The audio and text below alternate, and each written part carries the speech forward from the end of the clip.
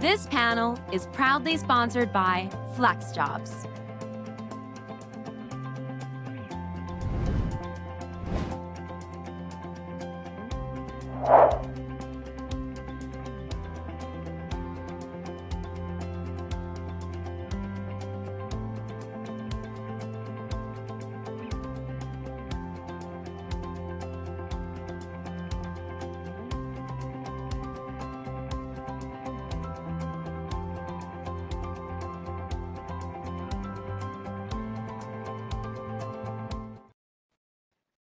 Hello, everyone. Thanks for joining us for another session here at Running Remote.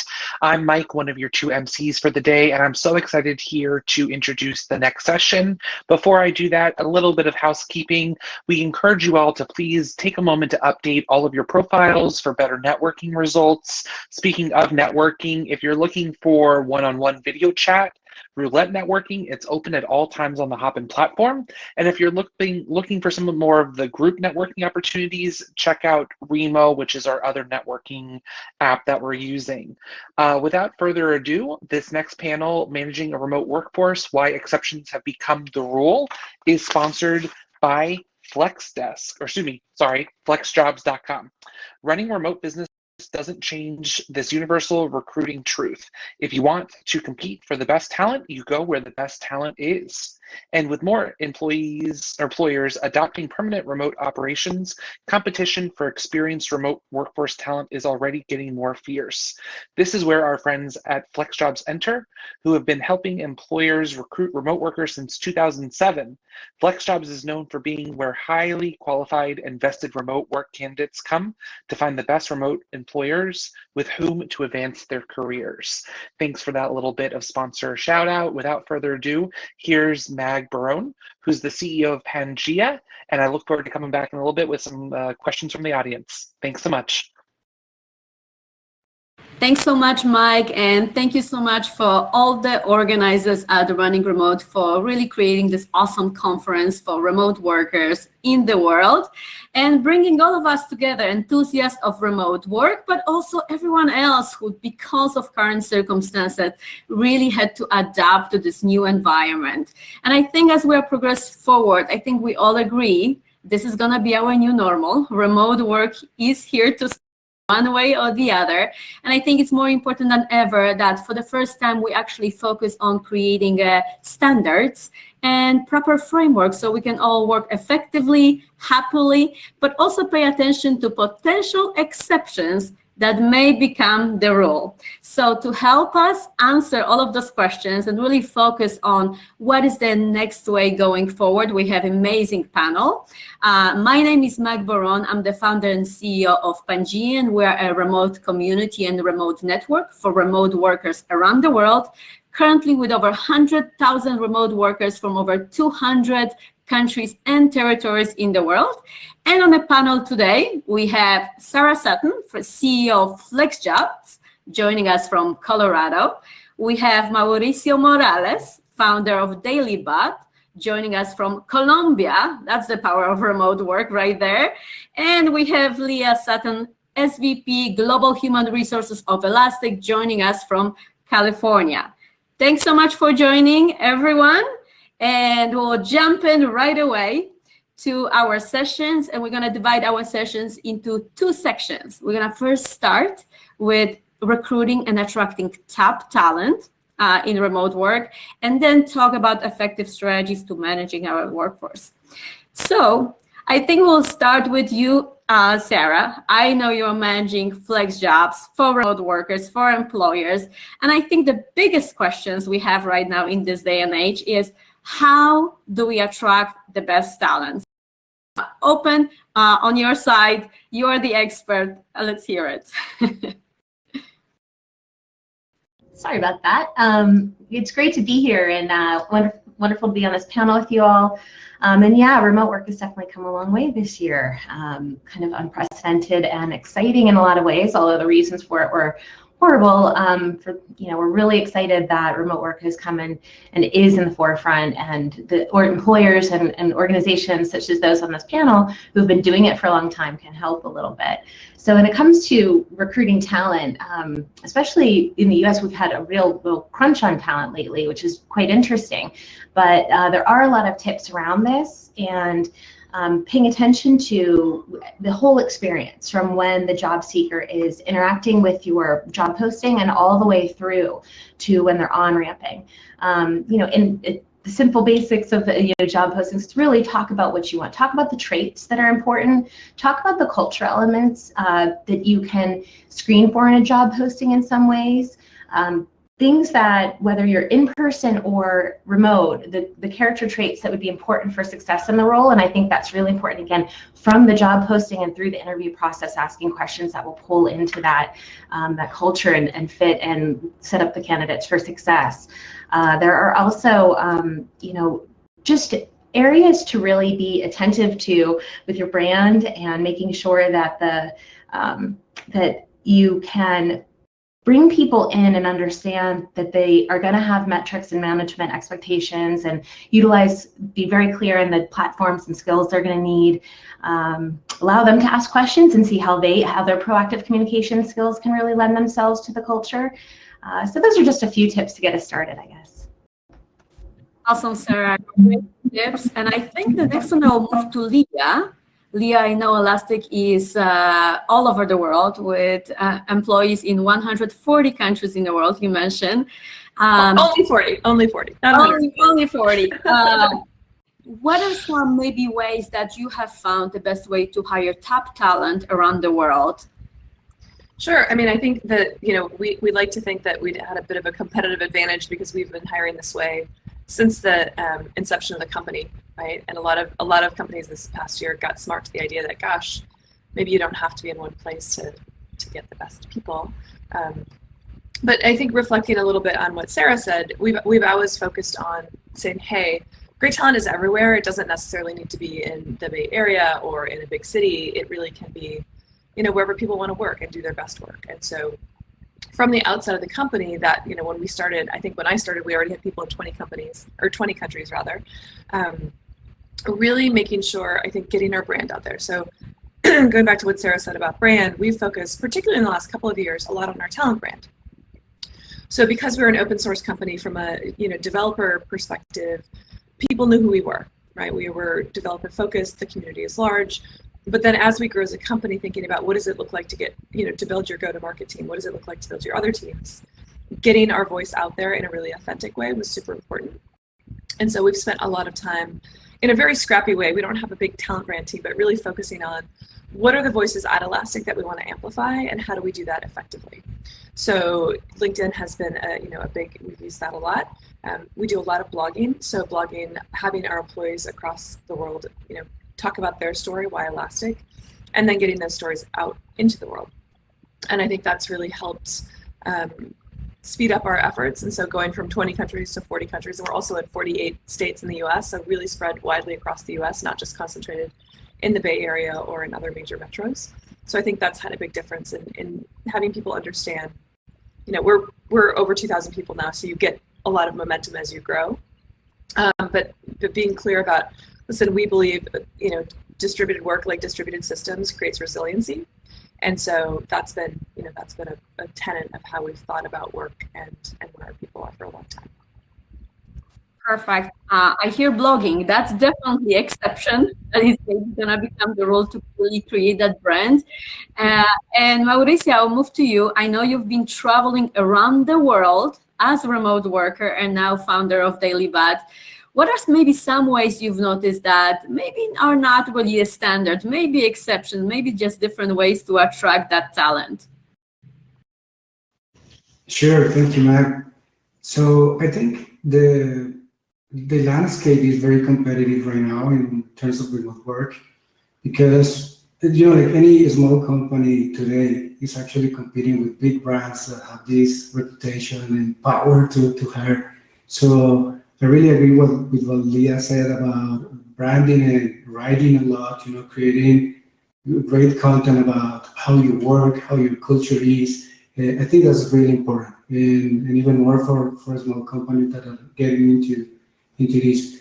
And I think another tip I have is about compensation and perks. So I think for me, the best companies at these are standardizing the compensation regardless of the location of the remote workers. And when it comes to perks, which is of course very important when you're hiring and attracting talent, you need to think about perks that are applicable to all remote workers, not only a few that are in some geographic location, but all of them, or most of them, right?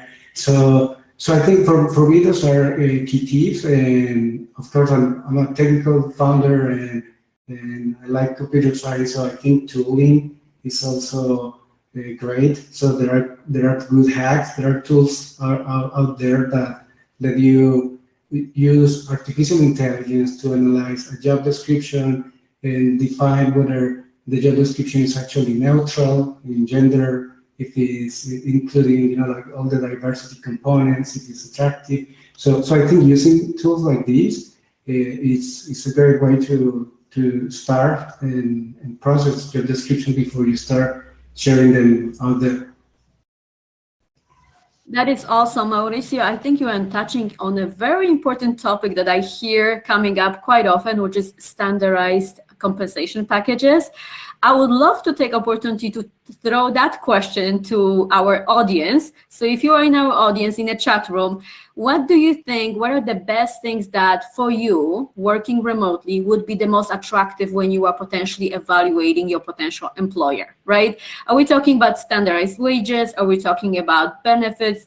Are we talking about flexible environment? Would love to hear from you, would love to bring it to the panel to get more feedback on that. And as we're waiting for that feedback, let's go to the next question. This is gonna be a fast round. And the question is, what is the most unusual way ever in your life you have either attracted a new employee to your company or somebody joined that was completely exception-based, not standard? And maybe we'll just start with Leah first. Leah, any specific ways that you have found something very unusual? It's a little early for a speed round. Exceptional ways. I mean, we have definitely, I don't know about exceptional ways that are quirky or cute, but we have definitely, during a process found out that an employee has had a loss in their family and sent flowers, not an employee, like a candidate. And so, we've reacted or responded to events that we've heard about in employees' lives in, I think, surprising and I think supportive ways that made a big difference. Totally hear that. Empathy, it seems like becoming a next frontier when it comes to working together, especially that we're separated geographically. Sara, I'm gonna come back to you. The most, I've started two companies. One was in 1995 when I started the first online entry-level job site, and we had these RVs that went around the country. It was very early. We won awards for this entrepreneurial. We were at the time the first company to have RVs with your website on the side or information marketing on the side, actually. And we were driving across the Golden Gate Bridge, and this car, and somebody started following us. And we'd often get people honking and waving and such. We would go on tours to college campuses, and that's how we would build our candidate database, by going to campuses and having these marketing events. And when we pulled over at a gas station or whatever to fill up the tank, somebody came running up and was like, "Oh my gosh, what is this company? I love what you're doing." It turned out it was a professor at Stanford who taught global entrepreneurial marketing, and he ended up becoming a longtime advisor to me and to the company, which was a different kind of recruiting and a different kind of involvement, but it tells the story of how your marketing and your brand can really pull in people and can pull in candidates. And there's strategies around, as we've mentioned, blogging and elements of that nature, but it's also some of your more creative marketing. So really making sure that your culture and your messaging and kind of, it's not just attracting candidates and stakeholders to use your service, but it's actually also attracting potential candidates. So that was a really fun one that will always stand out. That is you really showing your creativity.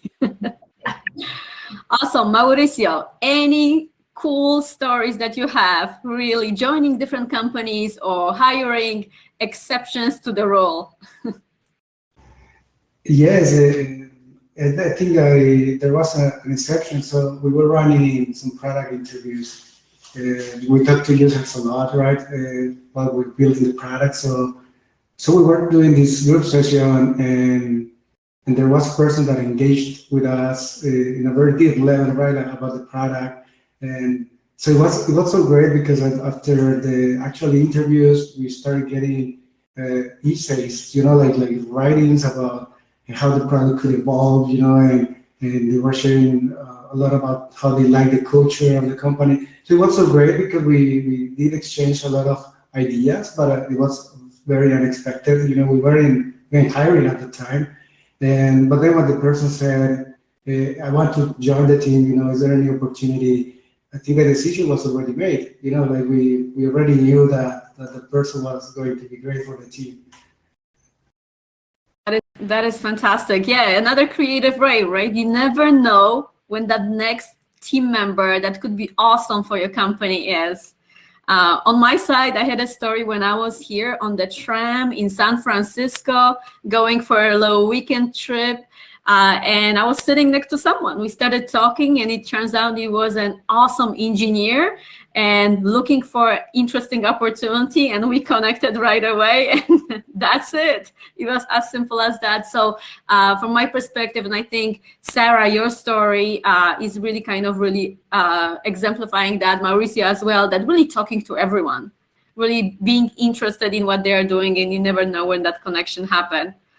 I'm going to jump in here to the audience. We see in the chat room confirmation here what's really everyone is looking for. So leadership is one of the comments when someone is looking for a position. So part of that brand awareness and building, really emphasizing leadership and culture at the company. And I see also a comment here around Leah, your empathetic action with the candidate, sending flowers. Really nicely recognized. It seems like people really resonate with that. All right, we'll go to the second section. So now, once we have amazing team, we've attracted amazing talent to our company. Now it's the really moment of truth, which is now we're going to work together, most likely for a long time. So how do we manage our teams and our work environment that we are not burned out, that our environment is effective, and really the point is that we're all happy. And I think the topic that we want to really talk about is right now this burnout from Zoom, email, Slack fatigue. There was a survey performed not long ago from Wakefield Research that showed that over 89% of remote workers said that their daily work is really cumbersome because they just keep opening up emails, message after message. So I want to go back to the panel. I mean, we have top-notch experts and veterans of the space. Mauricio, starting with you, how do you overcome that email, Zoom, Slack fatigue? How do you work with your teams to make sure that everyone has plenty of space without any distractions to work? Thank you, Magda. I think this is a great topic, and probably I'm obsessed about creating a distraction-free environment for our team. And I really believe that meetings are bad for mental health. Actually, like they create a lot of fatigue. There are too many meetings that are just unnecessary, and I think the same thing can happen with other tools like Slack or email. So the way we are solving this is first we're creating awareness about how to use tools at a company. That's one thing. Another thing is asynchronous. I believe asynchronous is actually the future of work, and that requires good writing skills. Like we like to say here at the company that any person, a coder, a designer, a programmer, or a product manager, that we all are writers, and then we're designers, or then we're coders.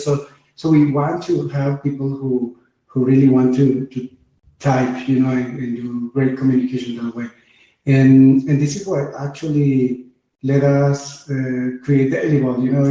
We wanted to solve that problem. And what we're doing with DailyBot is that we can automate check-ins, like daily stand-ups or retrospectives, anything that is periodic that can replace something that was a meeting before, you can automate it with DailyBot. It's a chatbot that is an assistant, and it helps you do that all inside a chat, so you don't need to even learn to use another tool.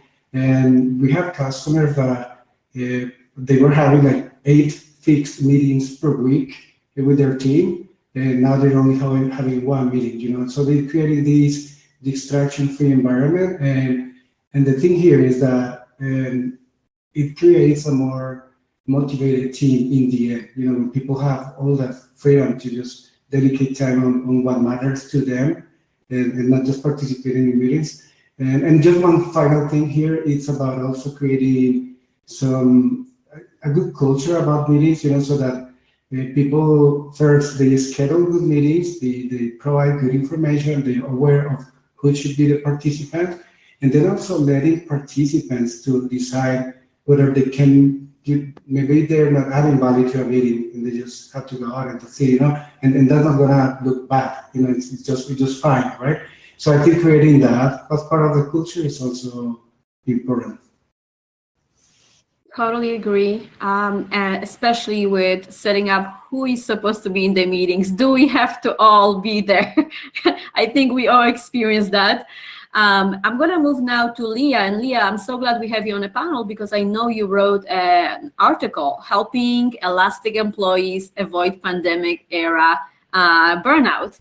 I think if there's one person to talk about this topic with you, what are some maybe ways that you are solving that problem at Elastic, that burnout from all those electronic tools? Yeah, honestly, it's very difficult right now. And I think, one of the things that got shattered during the pandemic was this idea that you have to be in an office to be productive because companies saw productivity rise. Unfortunately, it's because people are, you're always tethered to your phone, so you've always got the computer, but there's no separation, right, between work and home, and that became, I think, even more apparent over the course of the last 12 to 18 months. We've done a couple of things, and building on the, if you don't need to be at the meeting, don't go to the meeting, have less meetings. Could this just be an email? Does it need to be a meeting? We've always worked asynchronously because of how we are set up. I think one of the things that we saw were managers, when they were adding to their team, when they had teams that were across too many time zones, it was really creating burnout with our managers. So also being very thoughtful about, it's fine to have a distributed team, but if you have teammates that are across too many time zones, the stress and strain is going to be more for certain people than it is for others. So if that next person is 5 time zones away than their closest teammate, perhaps that's not the right thing to do, right? So really being cognizant of where are we hiring? And then thinking about, hey, we've got a manager in EMEA, but most of their team is based in the US.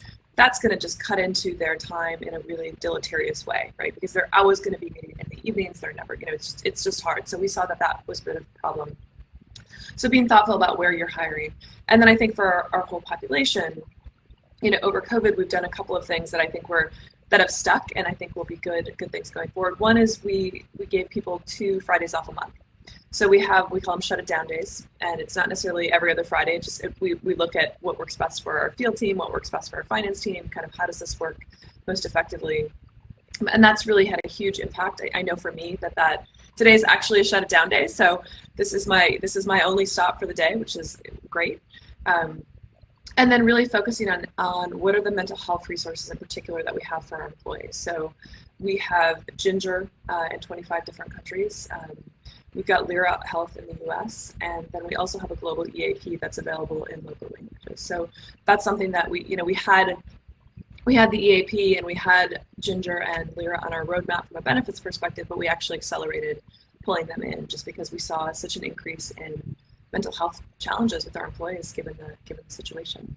So trying to be thoughtful about the holistic picture from where do you hire and how does that impact how your team works to what are the resources available.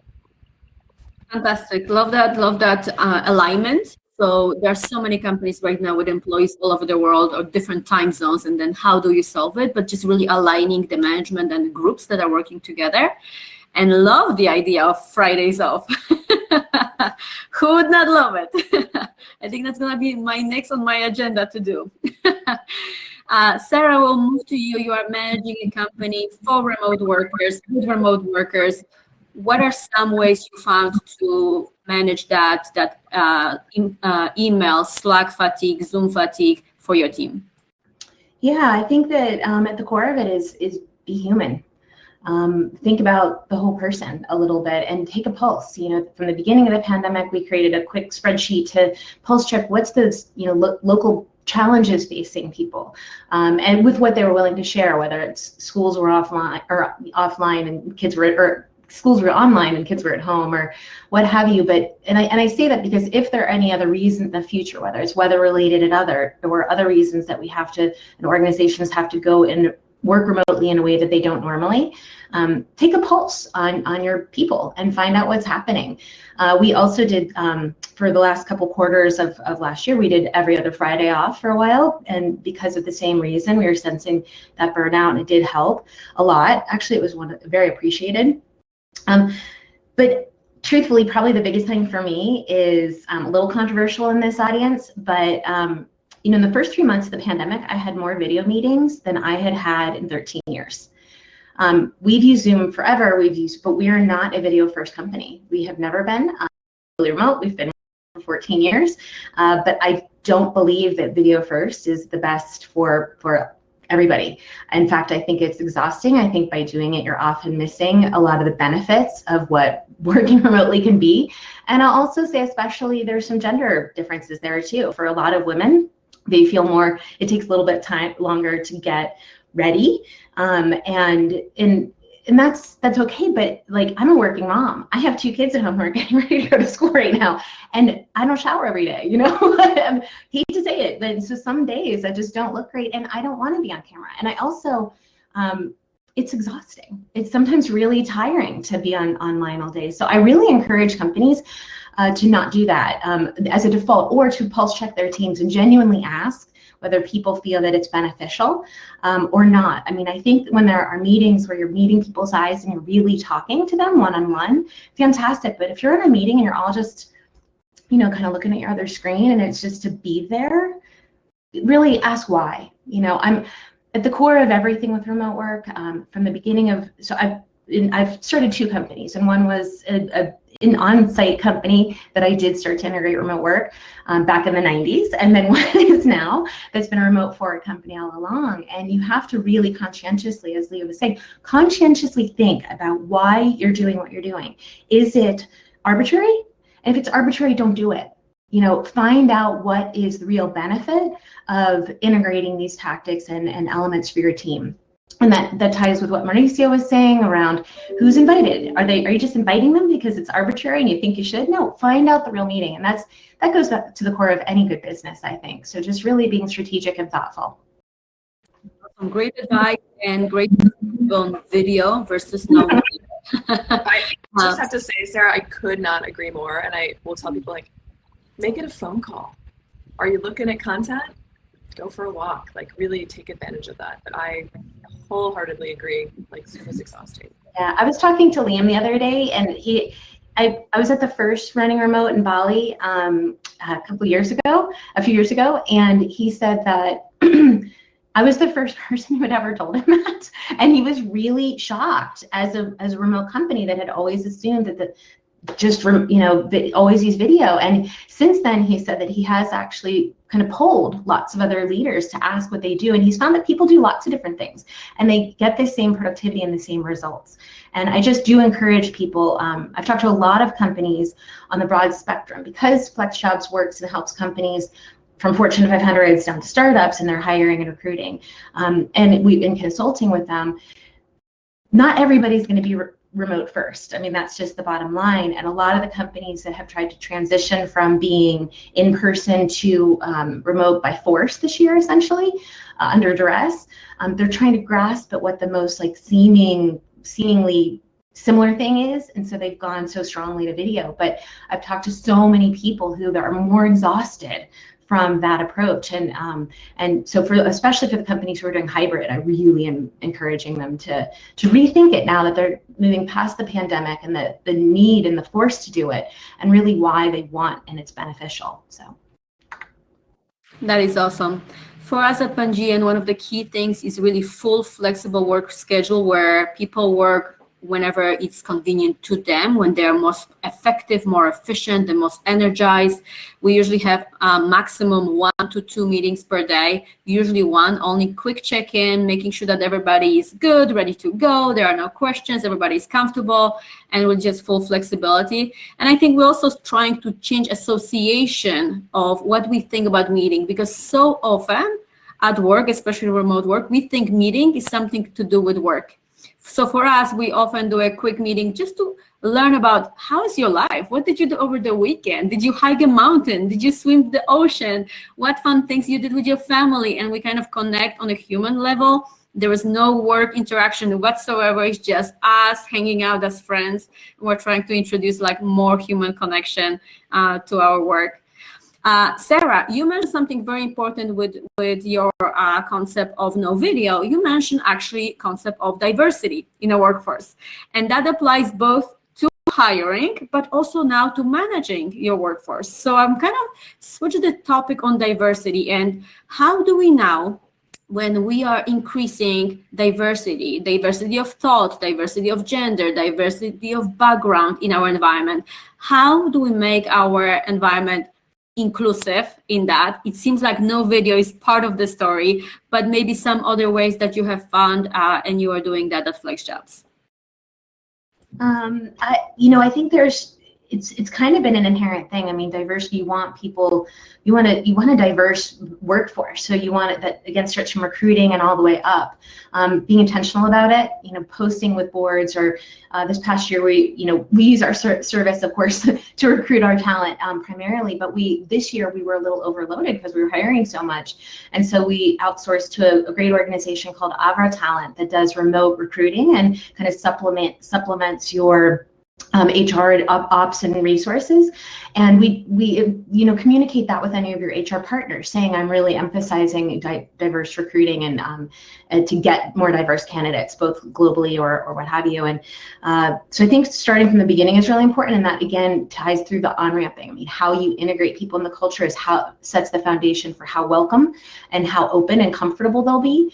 I was talking to somebody the other day who's relatively new, and that sense of that you accept the whole person and that you encourage people to be who they are, I think is truly fundamental. And then of course other things of offering pronouns and wanting to be really open about different elements of how people feel comfortable sharing and being. And for me, a lot of it comes down to just holding equity really true to your core as an organization when people are looking and when people aren't looking. Fantastic. Mauricio, I know you travel around the world, so you are part of that diversity story altogether in your life. How do you encourage diversity? How do you celebrate diversity in your workplace? Yes, Mike, I think, so the other day I was talking to a friend, and I was telling him that in the end, founders and leaders that already have a diverse network, they're going to hire faster and better than you if you're not there, right? So I think diversity is great for the business, right? Because there is this Harvard Business Review article I read the other day that shows how business like decision making and problem solving skills are just outperformed when you have teams that are diverse. So we embrace it, and from day one, I think we have no borders in terms of hiring talent. We have teammates from the US, from Europe, from Colombia, from different locations in Colombia. Actually, very smart people, great workers. So I think it's a matter of be intentional, also as Sara said, and just commit to it from day one. Because in the end, you're going to hire more people in the future, and the sooner you begin, with diversity, the better your path is going to be. Fantastic. And then I'm going to switch to Leah. Again, employees in 40 countries.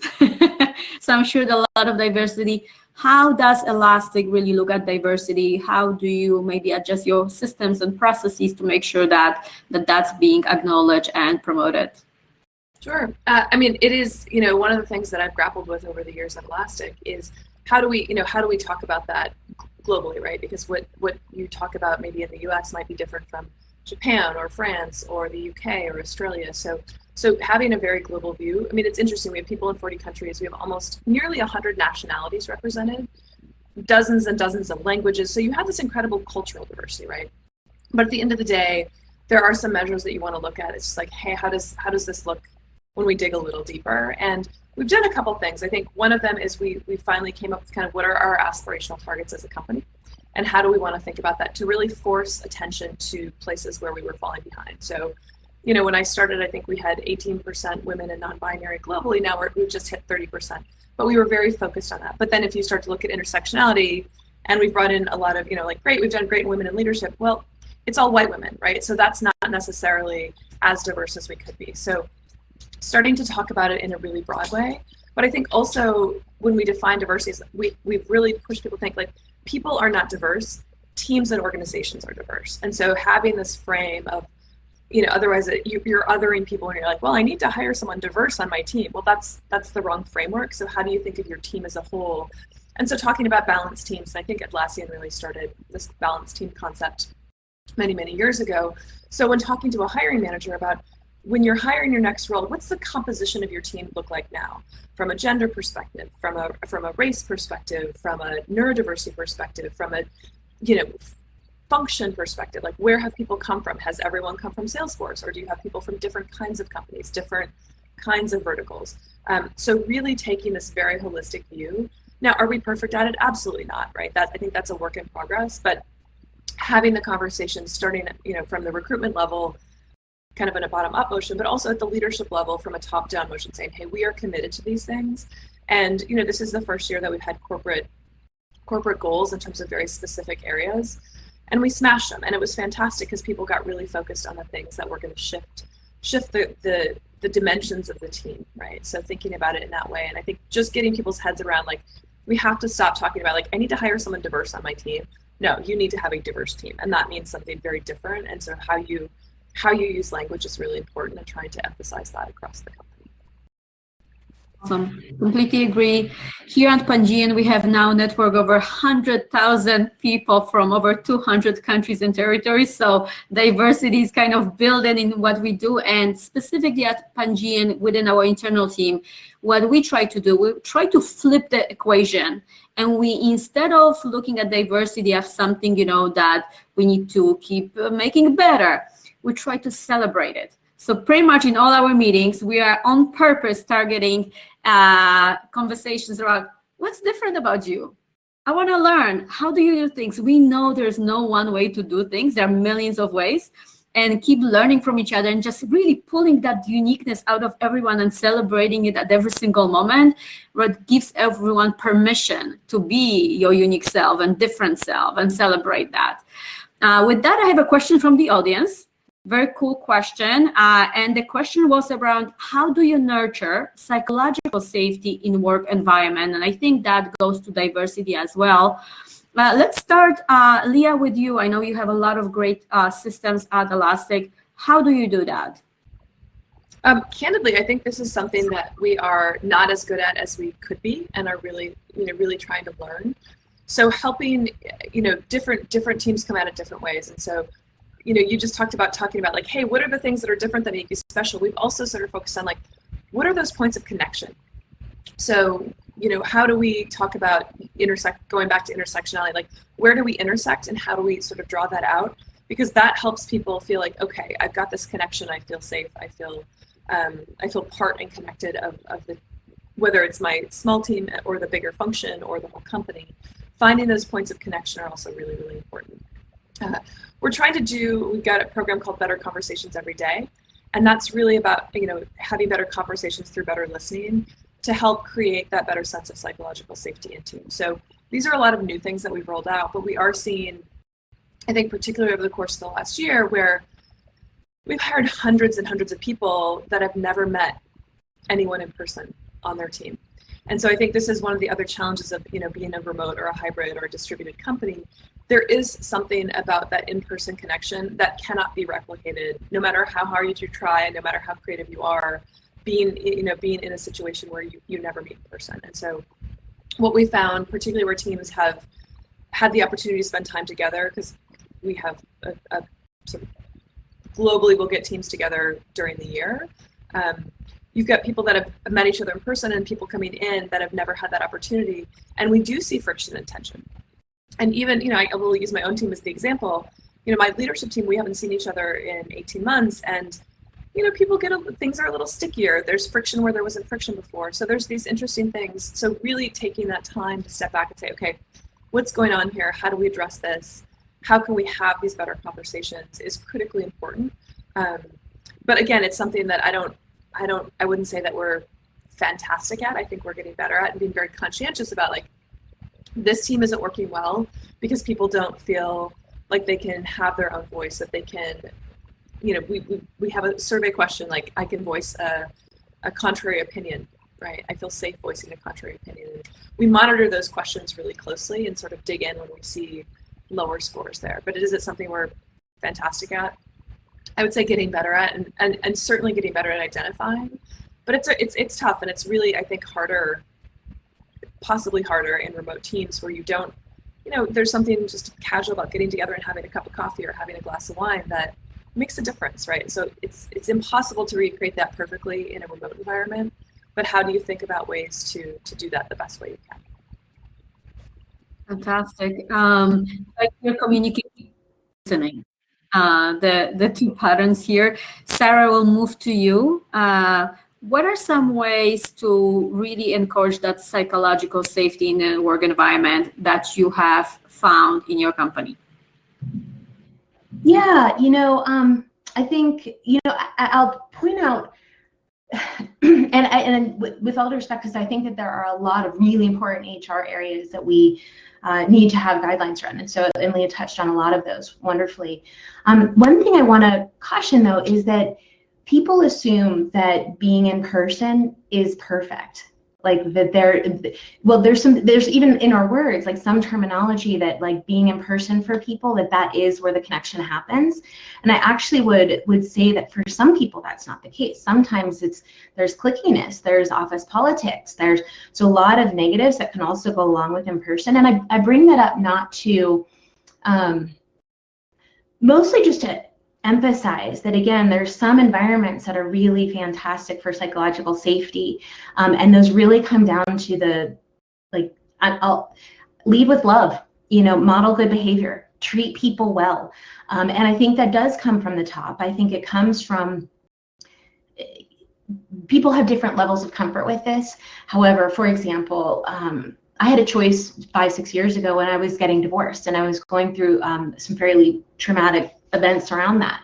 And I knew that my team was going to see a behavioral change in me. I also knew that I was going to have some meetings that were coming up that would be interrupting my schedule.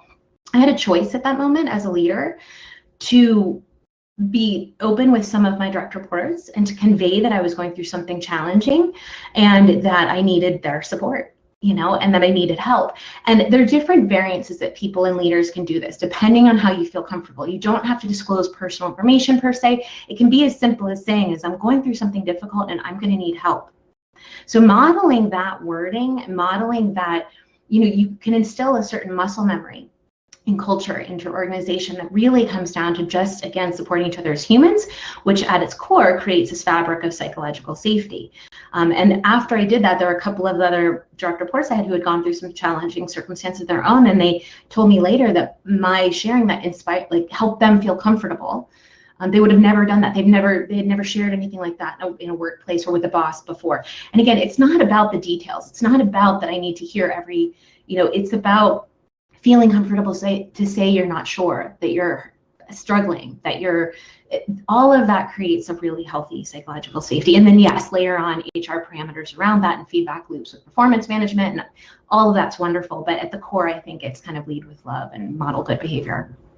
Awesome. So really showing that vulnerability on the side of the leader and establishing that culture that it's allowed, it's encouraged. Great. Mauricio, on your side, a little bit more about psychological safety. What have you found in your career? Yeah, so I think we're a small team, right? And I think it's about developing a set of values from the very beginning of your company, right? So as Sara was saying, we have to be kind, we have to listen, we need to build empathy. And so we do have some activities that we do on a regular basis with our team, like group calls with icebreakers. It's like this kind of rounds we're doing here in this panel. So we just ask questions about taste or personal life or hobbies and stuff like that. And that's helping us build like a better model to understand every single individual in our team. And I think that's key, because at some point you're going to know people so well that you're going to understand their motivations, they're going to understand their personalities, why they think this way, why they take this so seriously, right? So I think building empathy, I would say, for any small team, just work on that and be kind. Love this. So Sara, lead with love. Mauricio, be kind. I see this one. Love it. At Pangian, again, how we are doing it, that personal connection, the meetings that I mentioned that we have, that we talk only about personal stuff, we get to know each other, we figure out what's happening. I think those kind of establish a background that we can share those things. And usually when we have that background, then as something is happening at work, we can reference, hey, are you having a bad day? It's much easier. And one thing that I started doing recently, I started really asking my team for feedback about me.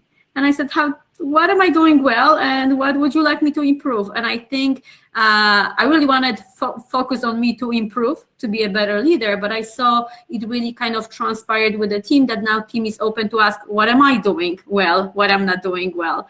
And just having this open conversation that it's okay not to be perfect.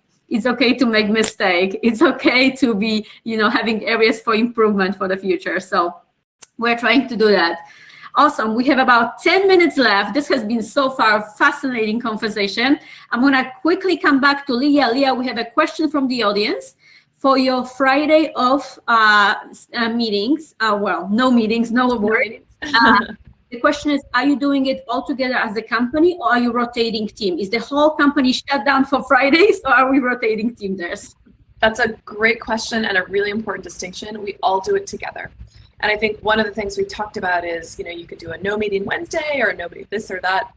And part of the challenge is that you encourage people to take time off, but then they say, oh my God, I take the day off, and then I come back and my email is overwhelming. I have so much more work. I can't, everyone else is still working, and so I just have to then catch up.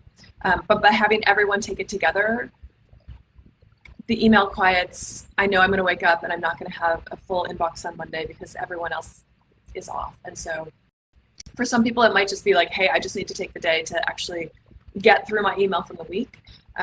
So it's not, we know people might do a little bit of work. I will clean up my inbox later this afternoon. But it's that comfort in knowing that everyone is also taking that time off, so you don't have to worry about catching up later. Right. Let's hope that more companies do it. I know for sure at Pangian, I'll be looking at it right away. Love the idea.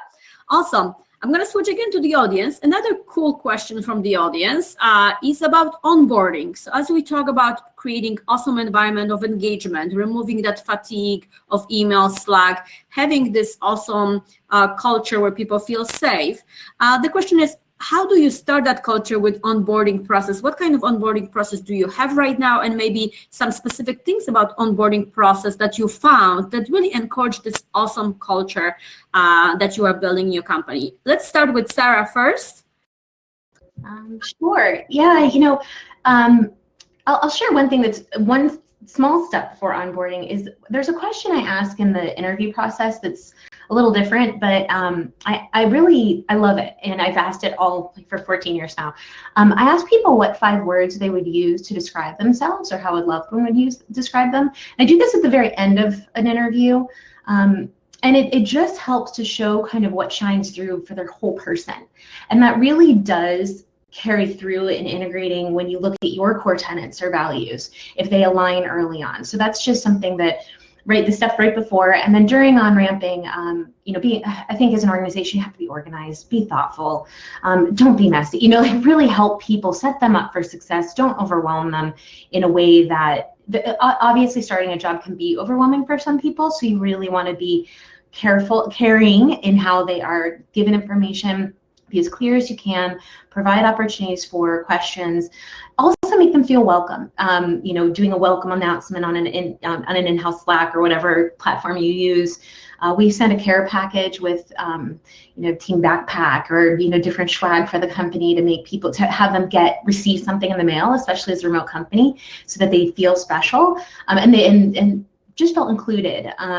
So we do a number of different things early on, and during on-ramping, I tend to create an extra space for new reports to our new team members to have placeholder meetings where they can just ask questions. So one of the first things I do is I set up a questions, thoughts, and ideas Google Sheet for them, and it's just a free form. It's for where they can log their questions on as they're going along in their on-ramping process, and then in the standing meetings, they can just have that space to ask. They don't feel the pressure to set up a meeting. They don't feel the pressure to reach out to HR. It's just this really safe space, and it's there. And if you don't have questions, you can use it for like chat and just getting to know each other. And so creating those spaces early on, I think, are really important. Love that, especially as we're talking about creating that culture of psychological safety. I think setting up this question section that people can ask those questions. They feel comfortable. It's okay to questions. Love that. I think that really sets that culture going forward, how we operate. So Mauricio, on your side, especially as you are building a startup, and with startup, there's a lot of moving pieces, right? It could be very agile. How do you think about onboarding and really kind of setting up already that culture, that great collaboration on your team during onboarding process?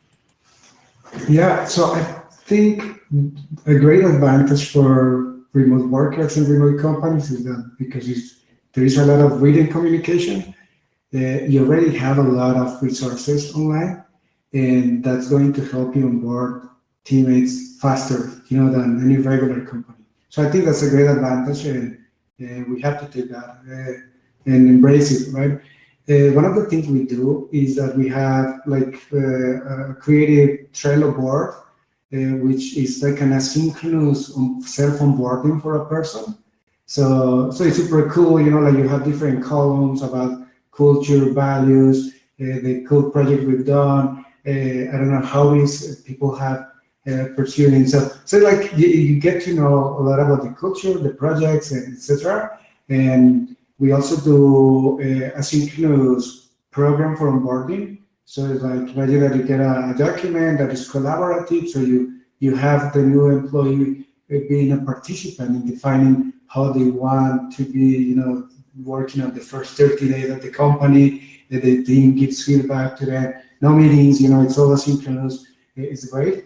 And another thing we're doing that is also help us organize this is to create automated check-ins during the first 2 months. So every day, let's say on Fridays, they get a question about how is this process going for them? Do they have any feedback? Do they require to talk to someone? So it's just automated. We do it with our product, and it also helps us, gather some insights and improve the process. Awesome. Love it, Mauricio. And then we'll turn to Leah. Leah, on your team, again, large team at Elastic. How do you do onboarding in 40 countries? Yeah, we have actually spent a lot of time working on this. So pre-pandemic, and still we have it, but we've obviously reshifted what it looks like. We have something called X-School, and it's a week-long onboarding program that prior to the pandemic, everyone would fly in for a week. to Mountain View, and we had this very intensive, full days of learning about the company. It was interesting when things started to shift with the pandemic.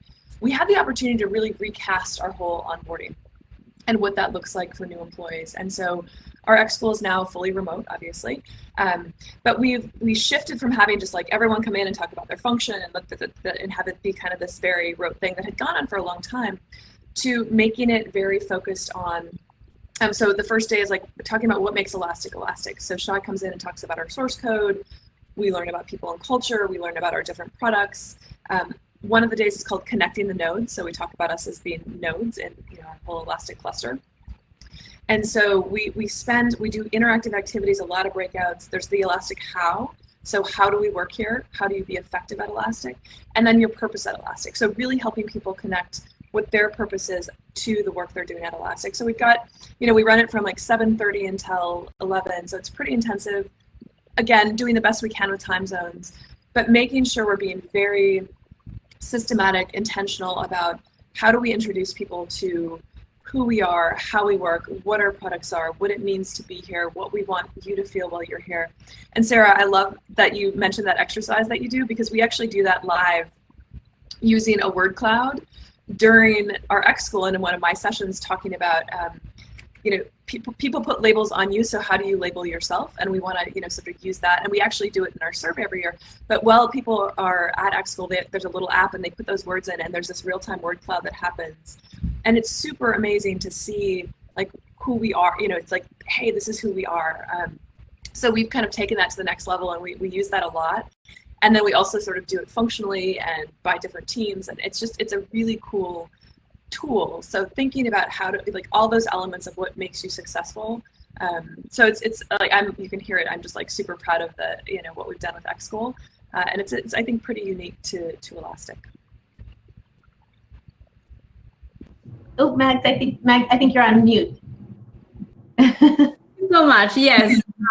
We have only 4 minutes left. This has been fascinating conversation. Thank you so much, audience, for the question. I hope you really learned something from our panelists, our veterans in remote workspace. So we're gonna do it now, quick, fast round.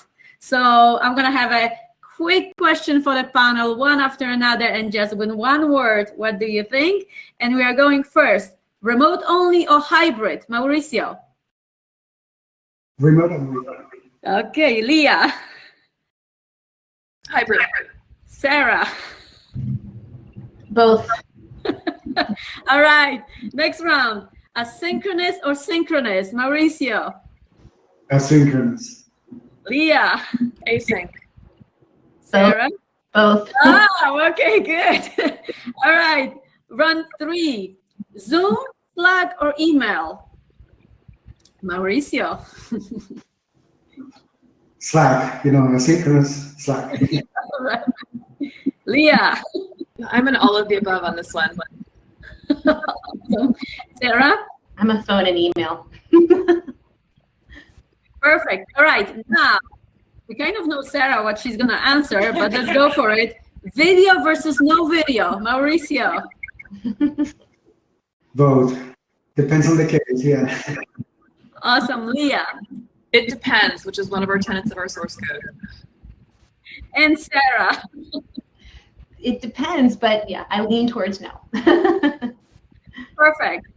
Round 4, no 5, right now at 5, we are either home office or mobile office traveling. Mauricio?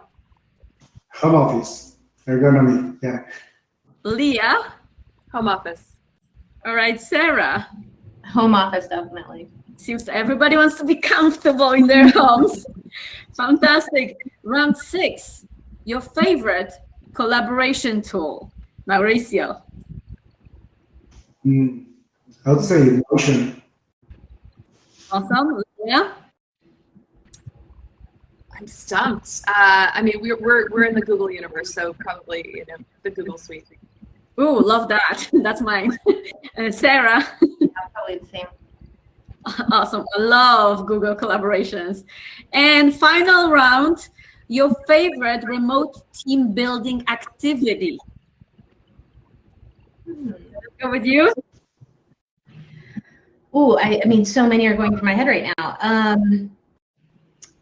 Yeah, favorite. Gosh, I don't know. Trivia night or trivia activities. Awesome. Leah? It's recency bias, but escape rooms. Ooh, love it. Mauricio? I'd say any online collaborative game is pretty cool, yeah. Awesome. Love escape rooms, but recently what we're doing is wine and coffee get-togethers in our team. Love those, super relaxed. Awesome. Well, thank you so much, Mauricio from DailyBot, Leah from Elastic, and Sara from FlexJobs. Thank you so much for coming. This has been absolutely amazing. And Mike, back to you. Thanks so much. You all are perfect on timing. Really enjoyed the conversation you had. I know the audience did as well.